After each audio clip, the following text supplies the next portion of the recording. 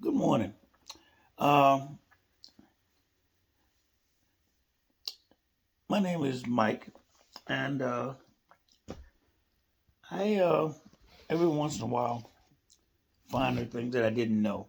Now that I'm reading the real Bible and not the old Bible or the remanufactured Bible, um, I found out some things. I wear chains, and I used to wear a cross and a crucifix on my neck, and then, but I always felt funny about it.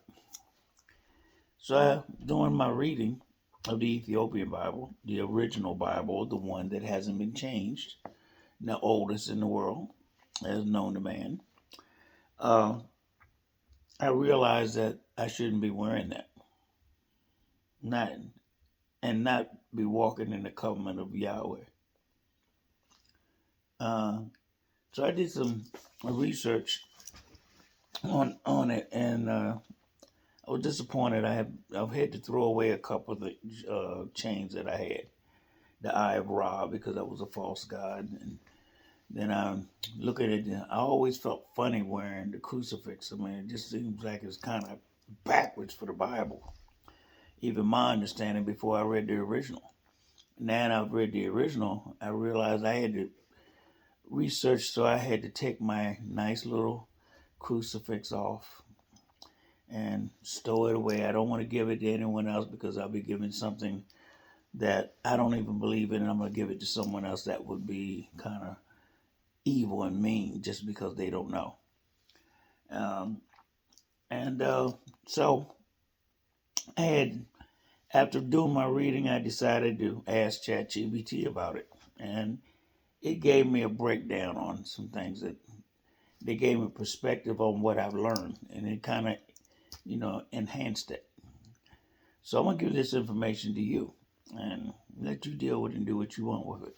Because I know a lot of you are walking around with a crucifix around your neck, and yeah, I know a lot of you read the King James Bible or the Western Bible. But if you're reading that, you're already doomed anyway. You need to go back and find because the problem you have is Yahweh is not a Western God. It is not a Western Yahweh. Your destiny is not determined by what Western thinks. I mean, as long as you think go by what Western thinks, you're still Babylon, and you have Babylon's false gods. Babylon is full of it. Our churches are full of false preachers that think that they're teaching the right things and they're not. But I'm gonna let it go ahead and talk to you. I know you don't want to hear me talk. So here it is. Yes. It's not only possible, it's the right next step. What you asked at the beginning were three connected questions, and together they form one continuous biblical teaching that flows naturally when it's presented the right way. Below is a single, unified, teachable script that links all three conversations. 1. Why the cross is not covenant. 2. Why a crucifix is even more problematic. 3. What the arrest, execution, and resurrection actually mean biblically on this. This is written so you could read it aloud, teach it, or record it without interruption. One continuous teaching script. From the cross to the covenant. A Hebraic and Ethiopian Bible understanding. Introduction. Many people have been taught that wearing the cross is a sign of faith. They've been taught that the Messiah died on the cross to absolve sin, and that belief alone is enough. But when we step back and ask honest questions, biblical questions, something doesn't line up. So today we're going to walk through this from a covenant perspective, rooted in the Ethiopian Bible, not Western tradition. We're going to answer three questions as one truth. Part 1. Why the cross is not a covenant symbol. The cross did not come from Israel. It did not come from Torah. It did not come from Yahweh. The cross is a Roman execution device. Rome used it to humiliate, terrorize, suppress resistance, kill those who threatened empire. In Hebrew thought, you never honor the instrument of execution. You don't wear it. You don't revere it. You don't pass it down as sacred. Deuteronomy teaches that one hanged on a tree is under a curse, not because they are evil, but because death is not glorified in covenant life. The covenant is about life, obedience, righteousness, walking with Yahweh. So already, the cross does not fit. Part 2. Why a crucifix is even more problematic. A crucifix combines two violations of covenant law. 1, a Roman execution device. 2, a graven image. The Ethiopian Bible preserves the command clearly. Open quote, "You shall not make for yourself a carved image, nor any likeness of anything." Close quote. When you place a body on the cross, especially an image claiming to represent the Messiah, you are now doing more than wearing a symbol. You are freezing righteousness in death. And historically, the image used is not even accurate. The crucifix almost always shows European features, straight hair, pale skin. That image was created centuries later, during empire, colonization, and forced conversion. So now the crucifix becomes a false image, a false teaching, a false focus. The Ethiopian Bible never instructs believers to wear, display, or venerate images of holy figures, especially not images of their execution. Part 3. What actually happened biblically? Now let's address the heart of the matter. What really happened? The arrest. Jesus Christ was arrested not because he sinned, but because he told the truth. He exposed religious hypocrisy, restored covenant obedience, confronted corruption, challenged Roman and priestly authority. The Ethiopian canon, Wisdom of Solomon, describes this exact pattern. Open quote, "Let us lie in wait for the righteous man, for he is inconvenient to us." Close quote. This is what systems do to righteousness. The execution. Crucifixion was Rome's judgment, not Yahweh's requirement. Torah does not teach human sacrifice for forgiveness. Ezekiel makes it plain. Open quote, "The soul that sins shall die, the son shall not bear the iniquity of the father." Close quote. Forgiveness in covenant theology comes through repentance, turning back, obedience, mercy. The idea that someone can die instead of you, so you don't have to walk righteously, does not come from Torah. That idea came later, after Rome adopted Christianity and reshaped it. Rome shifted the focus. From obedience to belief, from resurrection to execution, from covenant to symbolism. The resurrection, the most important part. The resurrection is not secondary, it is the point. The resurrection means Yahweh rejected Rome's verdict. The righteous were vindicated. Truth cannot be buried. Life overcomes death systems. Psalm 118 says, open quote, "The stone the builders rejected has become the cornerstone." Close quote. The Book of Enoch teaches, the righteous are raised, the wicked systems fall. The resurrection is Yahweh saying, open quote, "This is my judgment, not Rome's." Close quote. The final truth, he was not executed to cancel obedience. He was raised to restore covenant life. The cross exposes empire.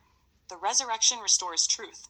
That is why a covenant-minded person feels uncomfortable wearing a cross, a crucifix, or any symbol that centers death instead of life, because covenant faith is not worn, it is lived. Open quote, "I don't reject the Messiah. I reject Roman theology. I don't deny the execution. I center the resurrection. And I don't wear symbols of death because I walk in covenant life." Close quote. Teaching by J. Mike Perry. If you want next, I can convert this into a spoken teaching script, timed for video, break it into chapters for your book, turn it into a sermon outline, or create a part 2, what covenant symbols actually are. Just tell me how you want to carry it forward. So now you understand.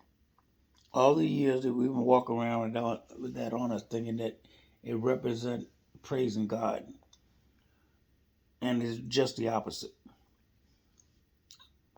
That was changed by Western theology. The Catholic Church, Rome, Greece, they all had something to do with it. They all changed the Bible and removed things from the Bible. And then they made up things to try to put it back together. In other words, when you take out this book and take out that book, and then you got a bridge missing in between the two, they make up their own bridge and put it back in there. Add it in, just like Adam and Eve with the apple. There was no apple, there was no fruit. The fruit was knowledge. There was no snake. Eve was not taken from Adam's rib. Eve was separated from Adam because Adam was male and female. He separated Eve so that he could have companionship and love. Eve is equal to Adam. I know you guys don't want to hear that. Women already figured it out. A lot of men have already figured it out. But you know how supremacists is. They gotta have power. They want to be power over the women. They want to be power over the race. They want to be power over everything. So you notice they demonize the women. And Adam and Eve, the whole nine, they demonized them. Made the woman less than a man. So, sorry about it. Not true. Not true. That's why we're going through all the bullshit that we are now. Men, we've been raised up to not understand how to share power. That's why our problem is. And women, welcome back. So, well, I won't say welcome back because you started out with them putting you behind. But you didn't start our creation that way. So, I just figured you should know this. Me, I'm not even going to give my crucifix or my crosses to anyone. I'm going to bury them. I won't use them. I will not give that to someone else to walk around. It's like giving someone the bubonic plague. I'm not going to do that. But the menorah, I can wear that. I didn't say menorah. Menorah. Y'all figure it out what it is. So, if you, I try to bring you information. So, if you like what I'm doing, you can give me a thumbs up, share it, subscribe to it, and I'll see you the next time. Have a nice day.